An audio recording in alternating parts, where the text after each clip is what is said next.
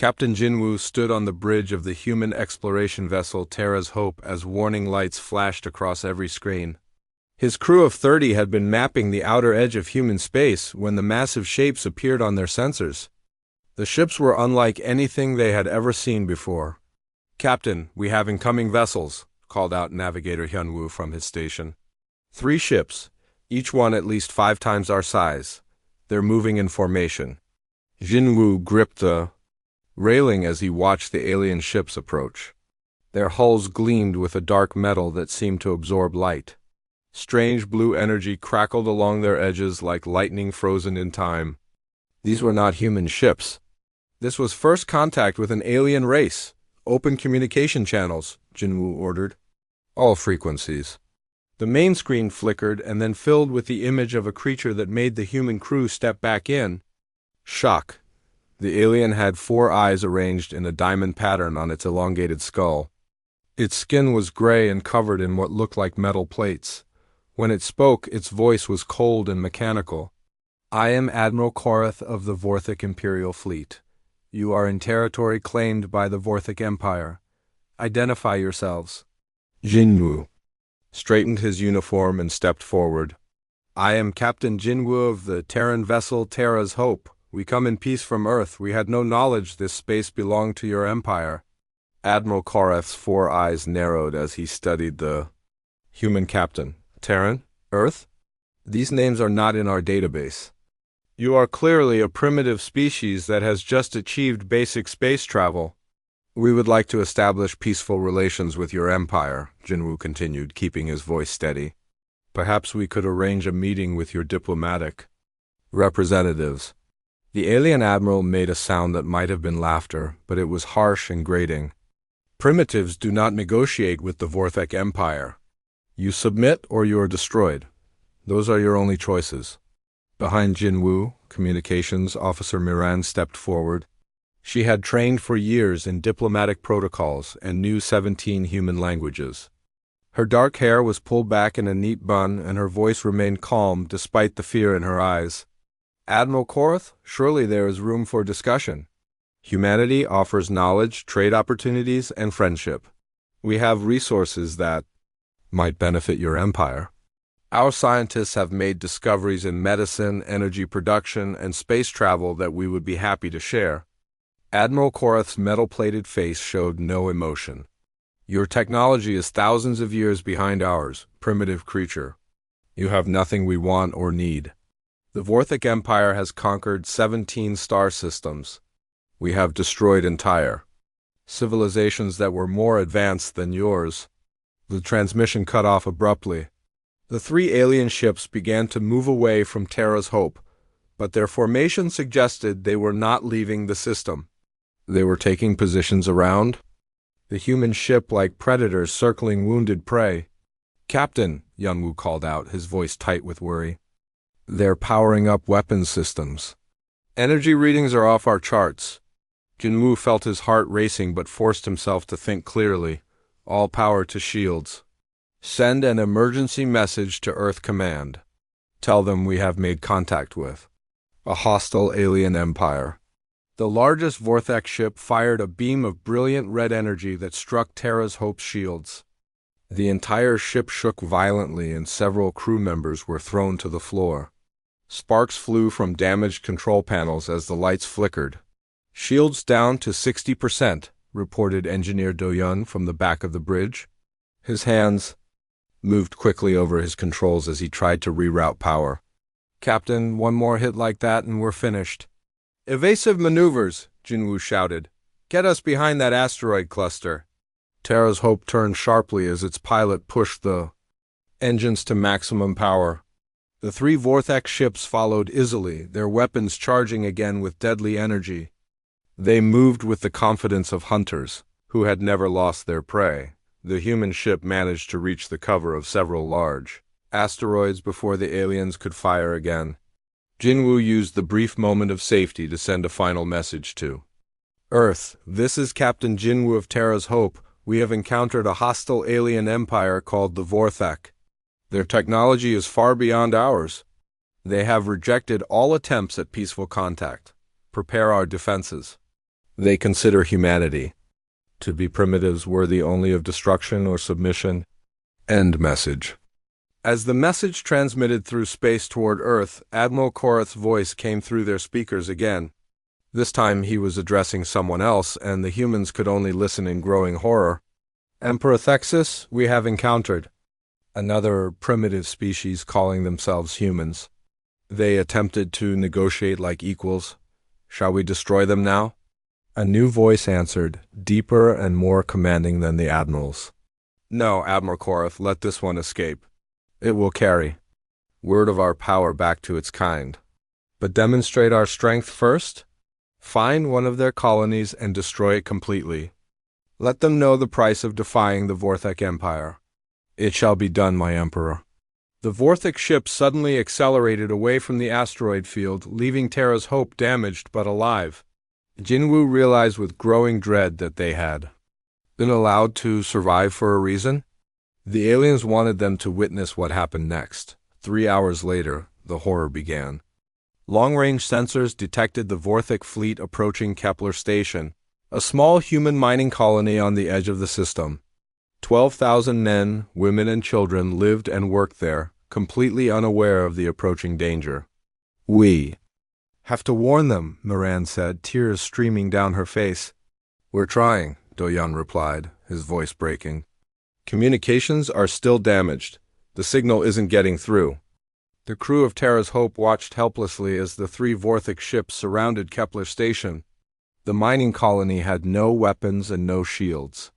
It was a peaceful settlement dedicated to extracting rare minerals from the asteroid belt. The attack lasted only minutes. Brilliant beams of energy struck the station from all sides. The metal structures that had housed thousands of humans vaporized instantly. There were no survivors. Kepler Station simply ceased to exist. Leaving only glowing debris scattered across space, Admiral Korath's final message was broadcast across all frequencies, ensuring that every human ship and station in the system would receive it. This is the fate that awaits all who oppose the Vorthek Empire. You have 30 of your solar cycles to surrender completely. Submit to our rule or face total extermination. We have given you a demonstration of our power. Do not test our patience again. As Terra's Hope limped toward Earth with news of humanity's first contact with an alien race, Captain Jinwu stared at the empty space where Kepler Station had been. Among the dead were Doyan's wife and 2 young children. The engineer sat quietly. At his station, his face empty of all emotion, the Vorthek Empire had made their position clear. They saw humans as nothing more than insects to be crushed. They had rejected every offer of peace and friendship. Now 12,000 innocent people were dead, and an ultimatum had been delivered. Humanity had 30 days to surrender or face the same fate as Kepler Station. The aliens were confident in their superior technology and overwhelming firepower. They had conquered 17 star systems using the same tactics. They expected the humans to submit like all the others, but as Terra's Hope carried the terrible news toward Earth, none of the Vorthek commanders realized they had made a critical error. They had threatened the wrong species. They had underestimated creatures who had clawed their way to the top of their world's food chain through determination and adaptability. The Vorthek Empire was about to learn that humans did not surrender, they fought back. And when they fought back, they fought to win. General Soman stood at the head of the massive conference table in the Global Defense Council chambers deep beneath Earth's surface. The room was filled with representatives from every human colony and military installation across known space. The holographic displays around the room showed disturbing intelligence about their new enemy. Ladies and gentlemen, we face extinction, General Soman began, her voice carrying the weight of 12,000 dead colonists. The Vorthek Empire has given us 27 days to surrender completely or face total annihilation. The room erupted in angry voices. Colony Governor Taiyan slammed his fist on the table. We cannot surrender to these aliens. They murdered innocent families without any warning. What choice do we have? Asked Senator Jie from the Mars colonies. Captain Jinwu's report makes it clear their technology is centuries ahead of ours. Their smallest ship could destroy our largest battleship. General Soman activated the central hologram, showing detailed scans of the Vorthak vessels. Our analysis confirms the worst fears. Their ships are protected by energy shields that can absorb direct nuclear strikes. Their weapons fire concentrated plasma beams hot enough to vaporize titanium steel in seconds. Each of their cruisers is 3 times larger than anything in our fleet. In the corner of the room, Dr. Hayasu worked quietly at her portable computer terminal. She was the head of the Terran Research Division, a woman whose brilliant mind had solved problems that others thought impossible. Her long black hair fell around her face as she studied the sensor data from Terra's Hope. "Dr. Hayasu," General Soman called out, "what can you tell us about their technology?" Dr. Hayasu looked up from her screen, her eyes bright with the intensity that came when she was solving a complex puzzle. "The Vorthak have impressive technology, but it follows predictable patterns. Their energy shields operate on a specific frequency range. Their plasma weapons have a definite cooling cycle between shots." "What does that mean for us?" asked Admiral Byung-ho, commander of the Earth Defense Fleet. "It means they have weaknesses," Dr. Hayasu replied, standing up to address the room. "Every technology has limitations. The question is whether we can find and exploit those limitations before they destroy us." Commander Taijin, the youngest officer in the room at only 28 years old, raised his hand.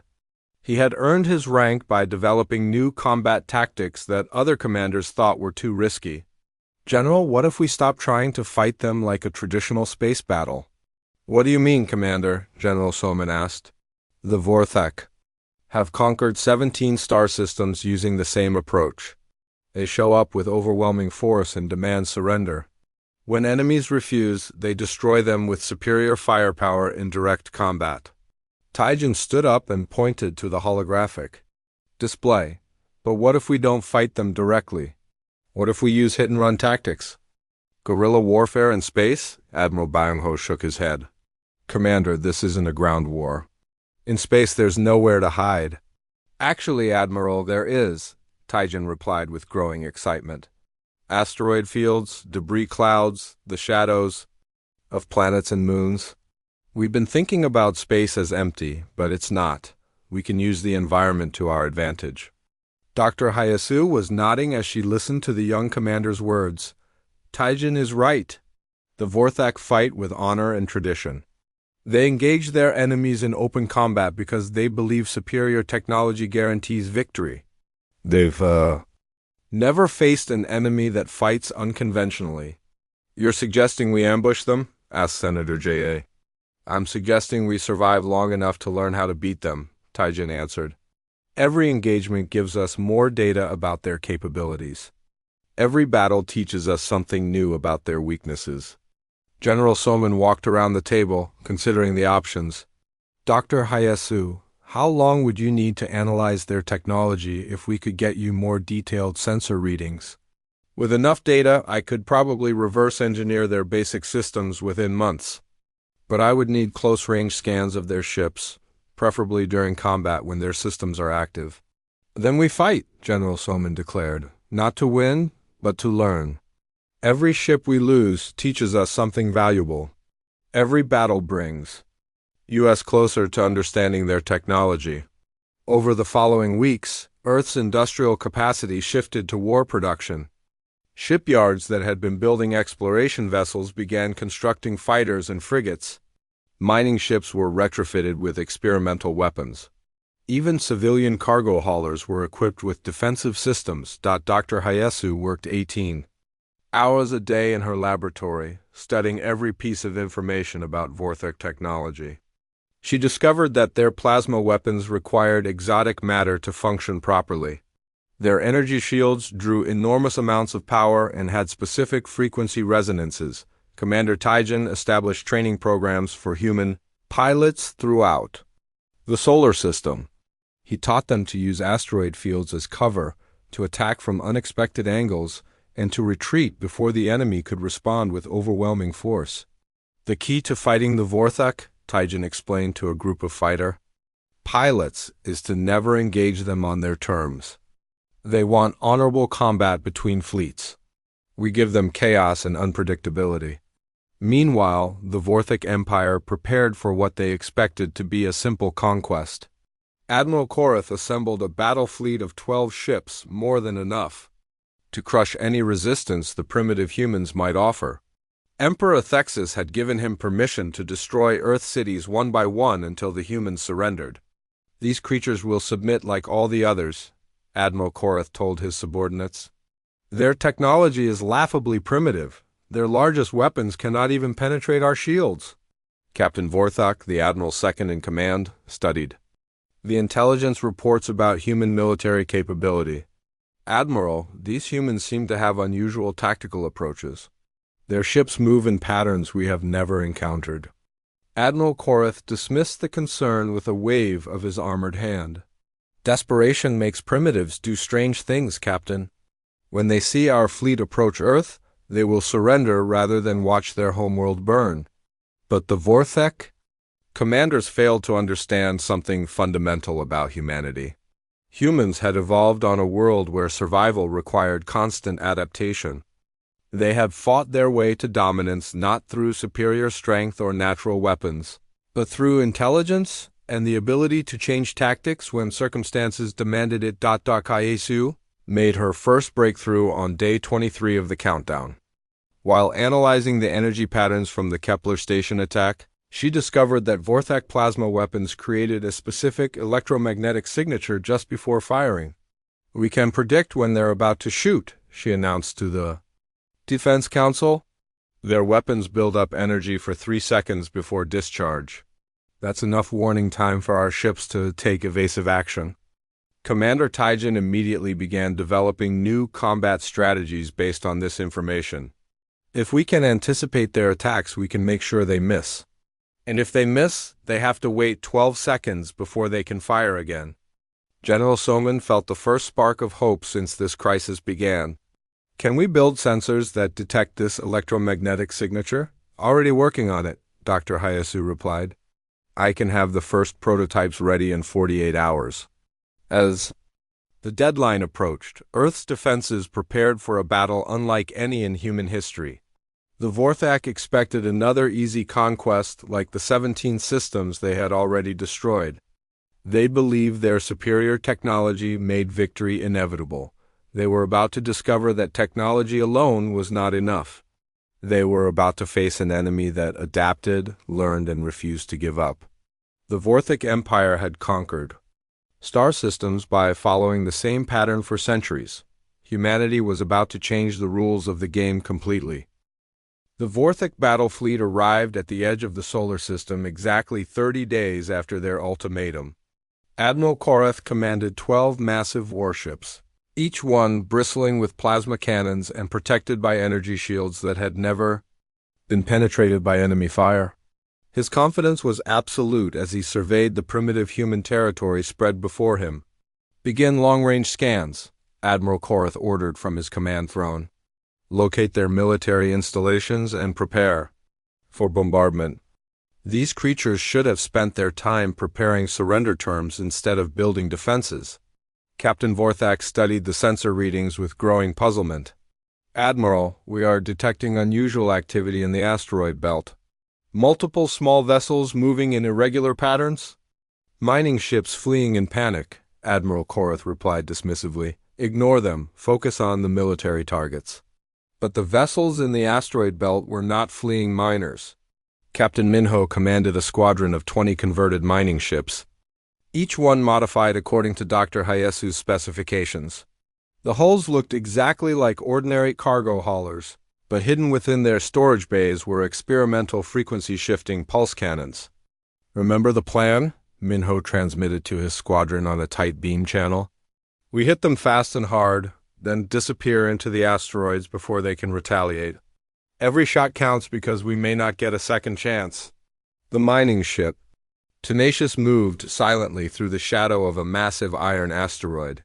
Pilot Youngmin had worked these asteroid fields for 8 years before the war began. He knew every rock, every debris field, every safe passage that larger ships could not navigate. "Contact bearing 27 Mark 8, Youngmin reported quietly. Vorthak cruiser approaching the belt perimeter. Range 4,000 kilometers. And closing. Captain Minho felt his heart pounding as the enormous alien ship came into view. It was 3 times the size of his converted mining vessel, its dark hull covered in weapon ports that glowed with deadly energy. This single ship could destroy his entire squadron without effort, but that was exactly what the Vorthak expected him to think. All ships, this is Minho, target the lead cruiser. Fire on my mark, and then scatter immediately. Use mining charges to create debris clouds for cover. The Vorthak cruiser moved majestically through space, its shields glowing faintly blue as they deflected cosmic radiation and small particles. Captain Zethros commanded the vessel with the same arrogance that had conquered 17 star systems. These primitive humans would learn the price of defying the Empire. "Captain," his sensor operator called out, "I am detecting several small vessels in the asteroid field ahead. They appear to be civilian mining craft?" "Destroy them," Captain Zethros ordered without hesitation. "Let the humans know that hiding among rocks will not save them." The cruiser's main plasma cannon began charging, its energy building to devastating levels. The familiar hum of power filled the bridge as the weapon prepared to vaporize another group of helpless humans. Captain Zethros smiled with satisfaction at the thought of easy prey, but Dr. Hayasu's breakthrough had changed everything. The modified sensors aboard Tenacious detected the plasma weapon's electromagnetic buildup 3 seconds before it fired. Youngman had all the warning he needed. "Evasive action now!" Captain Minho shouted. 20 mining ships burst from concealment among the asteroids, their movements coordinated but chaotic. The Vorthak plasma beam struck empty space where Tenacious had been moments before. The alien crew stared in shock as their supposedly perfect targeting system missed a primitive human vessel. "Impossible," Captain Zethros snarled. "No one evades. Vorthak weapons, fire all batteries." But the human ships were already attacking. The frequency-shifting pulse cannons that Dr. Hayasu had developed fired concentrated energy bursts that bypassed the Vorthak shields completely. The alien technology that had seemed invincible suddenly proved vulnerable to weapons that operated on entirely different principles. "Direct hits on the cruiser," reported Weapons Officer Jihun from aboard the mining ship Defiance. "Their shields are fluctuating. We're getting through." The Vorthak cruiser shuddered under impacts that should have been impossible.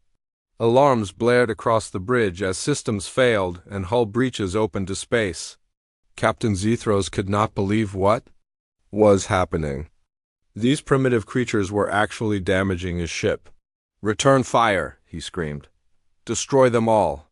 But the human ships were already vanishing back into the asteroid field. Mining charges detonated throughout the belt, creating massive debris, clouds that blocked sensors and provided perfect cover. The Vorthak found themselves firing blindly at shadows and echoes. Captain Minho's squadron had learned their first crucial lesson. Vorthak technology was not invincible. Their shields could be bypassed and their weapons could be avoided. More importantly, the aliens were not prepared for unconventional tactics. "All ships report," Minho called out as they regrouped in the depths of the asteroid field. "Tenacious here. We took some damage, but we're operational." Defiance reporting. "Hull breach sealed, weapon systems functioning." "Victory acknowledging, minor damage, ready for second attack." Out of 20 ships, 18 had survived the first engagement with a Vorthak cruiser. They had inflicted serious damage on an enemy vessel that was supposed to be invulnerable. The impossible had become possible. Admiral Korath received Captain Zethros' damage report with growing anger. "You allowed primitive mining ships to damage a cruiser of the Imperial fleet?" "Admiral, their weapons operate on unknown principles. Our shields provided no protection. Their movements suggested they could predict our attacks." "Impossible," Admiral Korath declared. "No primitive species possesses such technology. You will redeem yourself by destroying every human vessel in this system." But redemption would prove elusive. Over the following hours, human ships struck from unexpected directions throughout the solar system. Commander Taijin's guerrilla tactics were working perfectly. Small squadrons would attack individual Vorthek vessels, inflict damage, and disappear before reinforcements could arrive. The Battle of Saturn's Rings became humanity's second victory. Commander Hyjin led 15 fighters in a coordinated assault on 2 Vorthek destroyers. Using the ice particles of the rings as cover, her squadron disabled both ships and captured valuable prisoners. The Vorthek prisoners were the first aliens that humans had seen up close. Dr. Hayasu personally interviewed Captain Kelthrin, whose destroyer had been crippled by fighter attacks. She learned crucial information about Vorthek technology, society, and military doctrine. "Your kind fights without honor," Captain Kelthrin complained through the translation device. "True warriors meet their enemies in open battle, not hiding behind rocks like frightened animals." "Honor is a luxury we cannot afford," Dr. Hayasu replied calmly. "We fight to survive, not to satisfy your ideas of proper warfare." The interrogations revealed that the Vorthek had never faced an enemy like humanity. Every species they had conquered fought according to predictable patterns. They met Vorthak fleets in open space and tried to match superior firepower with superior firepower. They always lost. Engineer Jisoo made the next breakthrough while examining captured Vorthek shield generators. She discovered that their energy fields operated on fixed frequencies that could not be adjusted during combat. Human shields, by contrast, could rapidly shift frequencies to counter different types of attacks. "We can build shields that are better than theirs," Jisoo announced to the research team. "Their technology is more advanced, but it's also more rigid. They cannot adapt to new threats." Within days, the first human ships equipped with adaptive shields were engaging Vorthek vessels on equal terms. The aliens who had seemed invincible were suddenly facing enemies they could not easily destroy, but the Vorthek Empire was not finished. Admiral Karth's response to these unexpected defeats was swift and brutal. He ordered the complete destruction of 3 more human colonies, killing millions of innocent civilians. The message was clear. For every Vorthek ship damaged, humans would pay in blood. For every tactical victory, entire populations would be erased from existence. The Empire would win through terror if they could not win through superior technology. Survivor Hannah escaped the destruction of New Sol Colony aboard the last evacuation ship to leave the doomed settlement. She had watched from her transport as Vorthek plasma beams reduced her home to glowing debris. 2 million people had died in minutes. "They're trying to break our will to fight," General Soman observed when Hannah delivered her report to Earth Command. "They want us to surrender to save civilian lives." "It won't work," Dr. Hayasu said quietly, her voice filled with cold determination. "Every atrocity makes us stronger. Every act of brutality teaches us more about our enemy. They think fear will defeat us, but they're creating something much more dangerous." "What's that?" General Soman asked. "They're creating humans with nothing left to lose." The war was entering a new phase. Humanity had proven that Vorthek technology could be defeated through innovation and unconventional tactics. But the price of resistance was measured in the deaths of millions of innocent people. The Vorthek Empire believed that terror would succeed where superior firepower had failed. They were about to learn that humans became most dangerous when they were pushed beyond the breaking point. 6 months after first contact, the war had transformed both species in ways neither had expected. The Vorthek Empire faced something that had never happened in their 1,000-year history of conquest. An enemy was growing stronger with each defeat instead of weaker. Admiral Korath stood before the holographic image of Emperor Thexus in his flagship's communication chamber. The Emperor's 4 eyes glowed with displeasure as he reviewed the latest battle reports. 7 Vorthok ships had been destroyed in the past month alone. "Explain to me, Admiral, how primitive humans continue to resist our forces," Emperor Thexus demanded, his voice echoing with centuries of absolute authority. "You assured me this conquest would be completed within days." Admiral Korath's armored plates shifted nervously as he chose his words carefully. "My Emperor, these humans do not fight like other species. They adapt their tactics constantly. They turn our own technology against us. Each engagement teaches them something new about our capabilities. Then stop teaching them, Emperor Thexus replied coldly. Destroy their homeworld and end this embarrassment. I have tried, my Emperor, but they protect Earth with tactics we have never encountered. They use their entire solar system as a weapon? Asteroid fields become ambush points. Debris clouds hide their ships. They strike from directions we do not expect. On Earth, Colonel Wusung prepared for humanity's first ground assault against a Vorthak installation the aliens had established. A forward base on Titan Station, one of Saturn's moons, using it to coordinate attacks on human shipping lanes. Intelligence suggested the base was lightly defended, making it perfect for testing new ground combat strategies. Remember, we know almost nothing about Vorthak ground forces. Wusung briefed his assault team of 30 soldiers. Our atmospheric suits have been modified with Dr. Neri's experimental gravity weapons, but we don't know how effective they'll be against alien armor. Dr. Neri had spent weeks developing weapons that could function in Titan's low-gravity environment. Her gravity disruptors could theoretically disable Vorthak equipment by creating localized gravitational fields, but the technology was completely untested in combat. Colonel, what if their ground forces are as advanced as their space fleet? Asked Sergeant Dayun, checking his modified pulse rifle for the third time. Then we learn something useful before we die, Wusung replied with grim humor. Every piece of information we gather makes the next attack more likely to succeed. The assault began at dawn, Titan time. Human dropships descended through the moon's thick atmosphere while Vorthak sensors remained focused on detecting space-based threats. The aliens had never faced a ground assault from an enemy. They considered technologically inferior. Vorthak Base Commander Zelfin was reviewing orbital defense patterns when his security officer burst into the command center. Commander, we have detected multiple small craft approaching the surface. They appear to be primitive atmospheric vessels.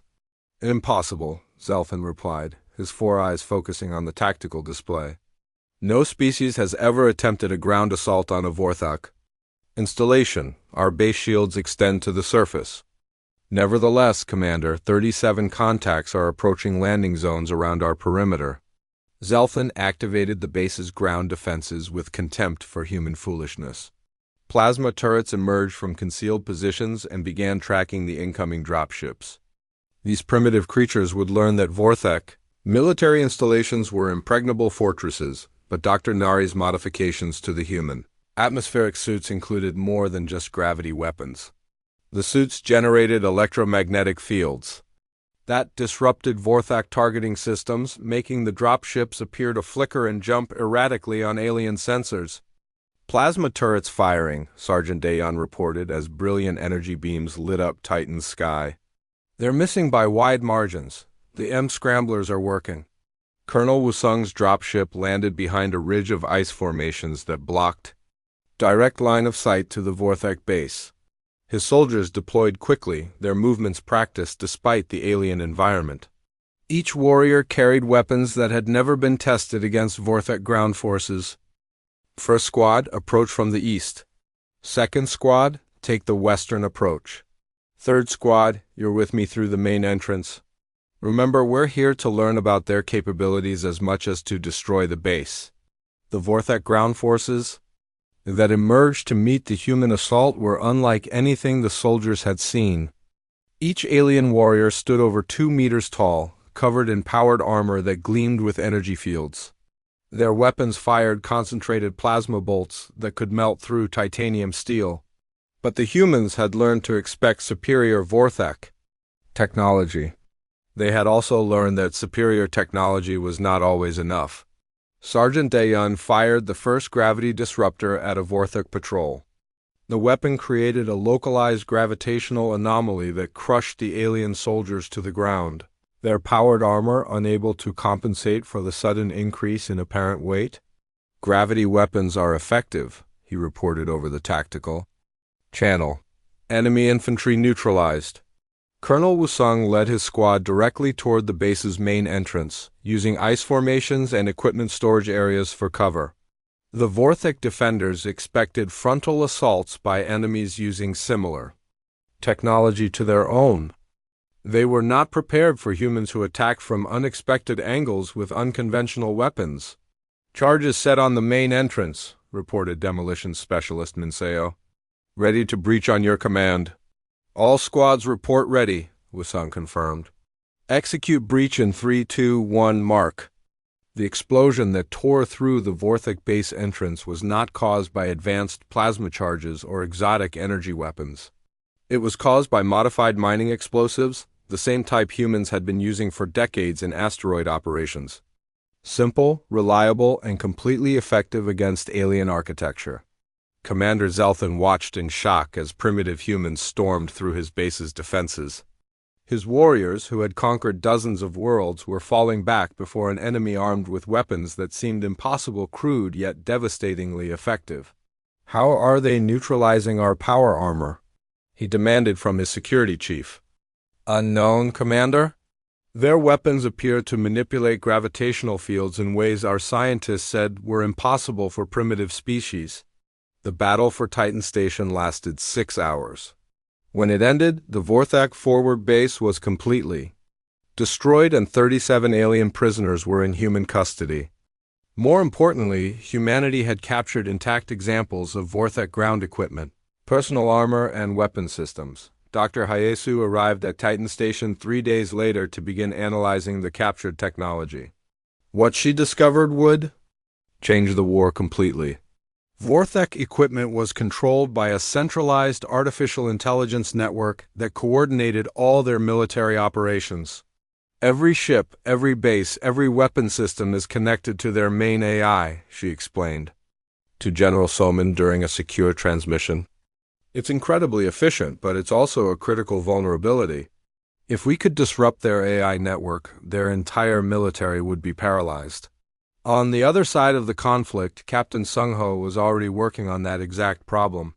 His background in computer systems and artificial intelligence made him the perfect choice to develop cyber warfare capabilities against the Vorthak. The key is understanding their AI's programming structure, Sung-ho explained to his team of programmers and hackers. From the captured equipment, we know they use quantum processors with organic neural interfaces. We need to create a virus that can exploit that combination. Hacker specialist Yunji had been studying Vorthik computer systems for weeks, looking for weaknesses in their supposedly perfect AI network. Her breakthrough came when she realized that the aliens had never faced cyber attacks because no previous enemy had possessed advanced computer technology. Their security is primitive, she announced during a late-night planning session.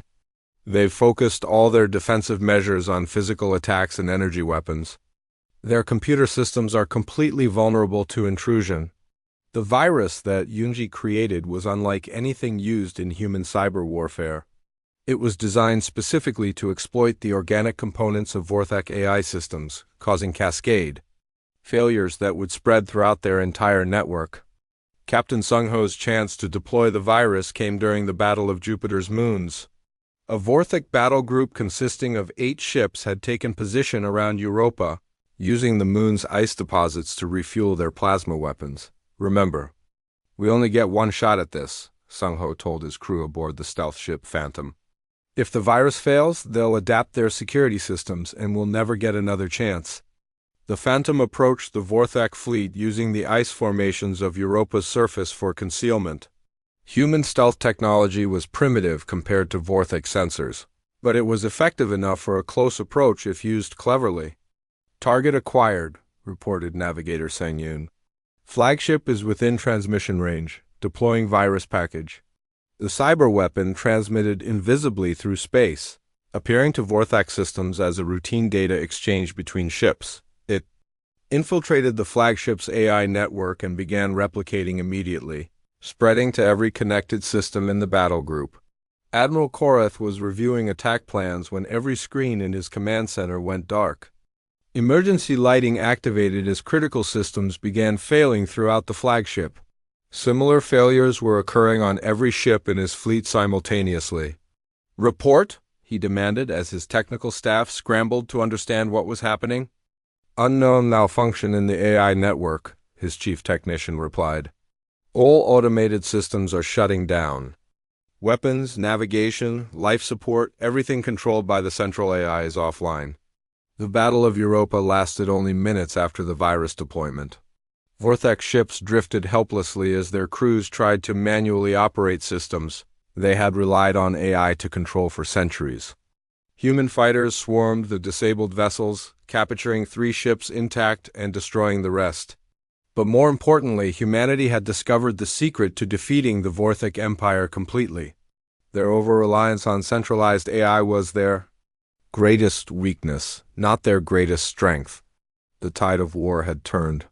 The species that had seemed invincible was revealing vulnerabilities that human ingenuity could exploit. Every battle taught humanity something new about their enemy, while the Vorthak continued fighting the same way they had for 1,000 years. Admiral Karth finally understood what he was facing as he reviewed the latest intelligence reports. These humans were not like any enemy the Empire had conquered. They learned from every defeat and adapted to every challenge. They turned weaknesses into strengths and found ways to make superior technology irrelevant. For the first time in his military career, Admiral Korath began to consider the possibility that the Vorthic Empire might not win this war. Chat Control Sonnet 4. 1 year after first contact, humanity had accomplished what the Vorthic Empire thought impossible. Not only had the humans survived the initial assault, they had reverse-engineered and improved upon most alien technology. Earth's research facilities worked around the clock, turning Vorthic advantages into human weapons. Dr. King-Su stood in his laboratory surrounded by devices that would have seemed like magic to humans. Just 12 months earlier, fusion reactors hummed with contained stellar energy. Gravity manipulators bent space-time to human will.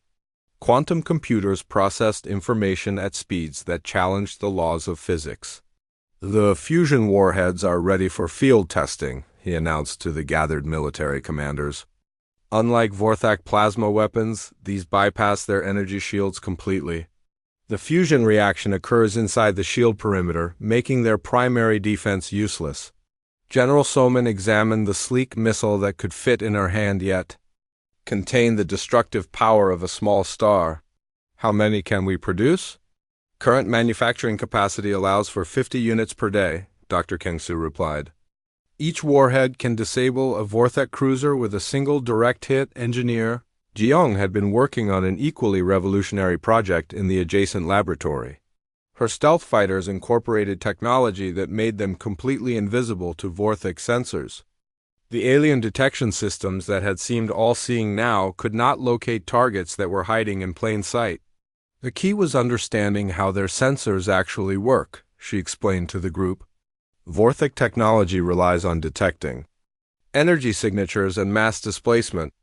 Our stealth systems generate false signatures while masking our true locations. Commander Sangmin studied the prototype stealth fighter with professional interest. His squadron would be the first to field test these weapons against live Vorthak targets. The responsibility weighed heavily on his shoulders, but he was eager to turn the tables on an enemy that had murdered millions of innocent civilians. What's the operational range? He asked. Unlimited, Jeong replied with satisfaction. These fighters can operate independently for months without refueling. They're equipped with quantum drives that allow faster-than-light travel without the energy signatures that Vorthak sensors can detect. The test of these new weapons came sooner than expected. Long-range scouts reported that Emperor Thexus himself was leading a massive battle fleet toward Earth. 200 Vorthak ships, including the Emperor's personal dreadnought, were approaching for what was intended to be the final battle of the war. They're bringing everything they have, Admiral Byonho observed as he studied the intelligence reports. Emperor Thexus has never personally commanded a battle fleet before. He intends to crush us completely and make an example for the rest of the galaxy. General Soman looked around the command center at faces that had aged years in the past 12 months. These people had seen their species nearly exterminated, then had fought back with determination that amazed even themselves. They had learned to match and exceed technology that was thousands of years more advanced than anything Earth had produced. Then we give him a demonstration he'll never forget, she declared. It's time to show the Vorthic Empire what happens when humans stop playing defense. The Second Battle of Earth began in the asteroid belt, where Captain Minho's mining ships had scored humanity's first victory against Vorthak technology. But this time, the human vessels emerging from concealment among the asteroids were not converted cargo haulers. They were purpose-built warships incorporating the best of both human and alien technology. Emperor Thexus observed the approaching battle from the bridge of his dreadnought Eternal Dominion. The massive ship was 5 kilometers long and protected by shield generators that could absorb the energy output of a small sun. It had never been damaged in combat, let alone defeated. My Emperor, we are detecting unusual energy signatures from the human vessels, reported Fleet Admiral Vorthak. Their ships appear to be using modified versions of our own technology. Emperor Thexus was not concerned. Primitive species often attempt to copy superior technology. They lack the understanding to use it effectively. Begin the bombardment. I want their homeworld reduced to molten rock. But as the Vorthic fleet opened fire, their plasma weapons struck empty space. The human ships that had seemed so close were actually hundreds of kilometers away, their positions masked by the same holographic deception technology the aliens thought only they possessed. Where are they? Demanded Emperor Thexus as his gunners fired at targets that did not exist. His answer came in the form of fusion warheads that materialized inside the Vorthak shield perimeters. The weapons that Dr. Kyung-soo had developed bypassed every defense the Empire had created. Vorthak cruisers that had never taken damage in centuries of warfare simply vaporized as miniature suns bloomed within their hulls. Commander Sang-min lead his squadron of stealth fighters in coordinated attacks on the Emperor's escort vessels. The Vorthak crews found themselves under assault by enemies they could not see, detect, or target. Their superior sensors were useless against technology that rendered human ships completely invisible. Direct hit on the flagship's port weapons array.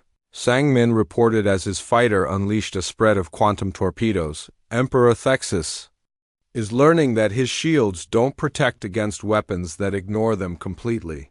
The Eternal Dominion shuddered under impacts that should have been impossible. Alarms shrieked across the bridge as systems failed and hull breaches opened to space. Emperor Thexus had never experienced combat damage to his personal vessel. The sensation was both terrifying and infuriating. "Return fire," he screamed at his weapons officers. "Destroy them all." "We cannot target the enemy ships, my Emperor," replied the gunnery commander. "Our sensors detect no traces of their presence. We are firing blindly." Lieutenant Dong-yoon had been studying intelligence reports about Vorthak's superweapons for months, preparing for this moment. His mission was considered suicidal by every military analyst who had reviewed the plan, but the potential rewards justified the enormous risks. "Beginning approach to the Planet Killer platform," he transmitted to Earth Command. "If this works, we capture their most devastating weapon intact. If it doesn't work, tell my family I tried." The Vorthik Planet Killer was a space station the size of a small moon, armed with gravitational weapons that could shatter worlds by manipulating tidal forces. It was the ultimate expression of imperial power, used to destroy civilizations that resisted too effectively. Lieutenant Dong-yoon's stealth ship approached the massive station completely undetected by its sensor arrays. He had studied the platforms, designed for weeks, looking for weaknesses in its seemingly impregnable structure. His breakthrough had come when he realized the station's massive size was actually a vulnerability. The gravitational weapons draw power from the station's central core, he had explained to his mission briefing. "If I can overload that core with a feedback pulse, the entire station will be disabled. But I have to get inside their shield perimeter to deploy the weapon." The infiltration device that Dong-yoon carried was another example of human innovation built on captured alien technology. It would create a temporary gravitational anomaly that would overload the station's power systems from within. The explosion would disable rather than destroy, leaving the weapon intact for human forces to capture. "Infiltration device deployed," Dongyun reported as his ship retreated to minimum safe distance. Gravitational cascade beginning in 30 seconds. The Planet Killer station died quietly, its massive bulk simply going dark as every system shut down simultaneously. The weapon that could destroy worlds became a derelict hulk drifting in space, ready for human engineers to reverse engineer its most devastating secrets. Emperor Thexus watched his fleet being systematically destroyed by an enemy he had dismissed as primitive savages. Ships that had conquered star systems were being defeated by vessels built in a single year by a species that had barely achieved interstellar flight. "This is impossible," he declared as another wave of fusion warheads eliminated 6 more cruisers. "How can primitives possess technology superior to ours?" Admiral Korath, commanding from a backup vessel after his flagship was destroyed, provided the answer that Emperor Thexus did not want to hear. "My Emperor, they are no longer primitive. They have learned from every engagement. They have improved upon our technology and developed capabilities we never imagined possible." The Second Battle of Earth orbit ended with the complete destruction of the Vorthic Imperial fleet. 200 ships that had approached with confidence in easy victory became expanding clouds of debris in the space around humanity's homeworld. Only a few vessels escaped to carry word of the disaster back to the Empire. Emperor Thexus himself was captured when his crippled dreadnought was boarded by human marines equipped with Vorthic-derived power armor. The ruler, who had never experienced defeat, found himself a prisoner of the species he had tried to exterminate, but humanity's greatest victory was not the capture of the Emperor. It was the successful seizure of the Planet Killer weapon. Within weeks of the battle, human scientists had not only reverse-engineered the gravitational technology, but improved upon it dramatically. Dr. Hayasu stood in the captured station's control room, now staffed B. 2 years after first contact, the war had reversed completely. The Vorthic Empire that had threatened to exterminate humanity now faced extinction itself. The reformed human fleet, equipped with hybrid technology that surpassed anything the aliens had ever created, approached the Vorthak homeworld with overwhelming force. General Yuman commanded the invasion force from the bridge of the battleship Vengeance, a vessel that incorporated the best innovations of human engineering and captured alien technology. The ship's fusion-powered quantum drive could cross interstellar distances in days rather than months. Its gravitational weapons could disable entire fleets without destroying them. "Long-range sensors confirm Vorthak home fleet positions," reported Navigation Officer Yejin. "They have assembled everything they have left. 400 ships defending their homeworld." Admiral Yuna, commanding the space battle from her flagship Liberation, studied the tactical displays with professional interest. The Vorthak fleet was impressive by the standards of their former empire, but human technology had advanced beyond anything the aliens could match. "They're using the same defensive formations they've relied on for centuries," she observed. "Massed firepower concentrated in overlapping fields of coverage. It would be effective against any enemy that fights conventionally. Good thing we stopped fighting conventionally a long time ago," General Yaman replied with grim satisfaction. The final battle began not with massive fleet engagements, but with the deployment of human infiltration teams throughout Vorthak space.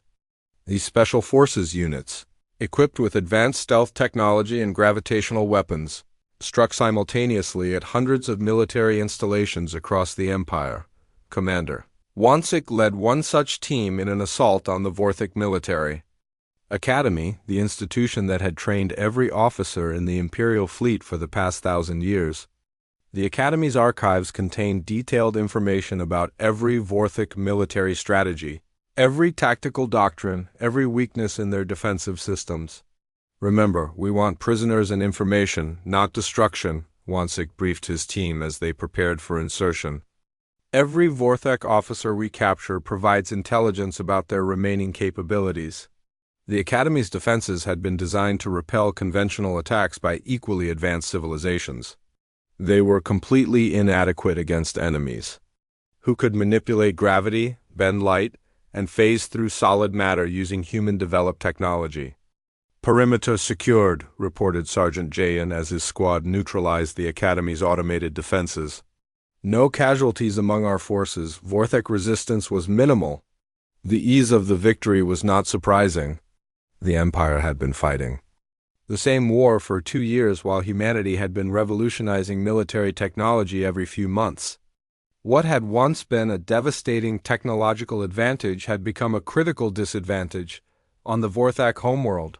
Supreme Commander Zelthros faced the reality that his species was about to be conquered by enemies they had dismissed as primitive savages. The irony was not lost on him as he reviewed casualty reports from across the Empire. "How many worlds have we lost in the past 6 months?" he asked his intelligence chief. 47 systems, Supreme Commander. The humans are liberating Vorthak territory faster than we can organize defensive positions. Their technology allows them to strike multiple targets simultaneously while maintaining supply lines across impossible distances. Zelthros had spent his career studying military history and tactical theory. He understood that the Vorthak Empire was facing the same fate they had inflicted on 17 other civilizations. The difference was that those previous enemies had never learned to fight back effectively. "Contact the human fleet," he ordered. "Request terms for negotiation." Admiral Yuna received the Vorthak surrender request while her ships were deploying fusion mines throughout the outer system defenses. The weapons would create impenetrable barriers of contained stellar energy, trapping the alien fleet in orbit around their homeworld. Supreme Commander Zelthros wishes to discuss terms, her communications officer reported.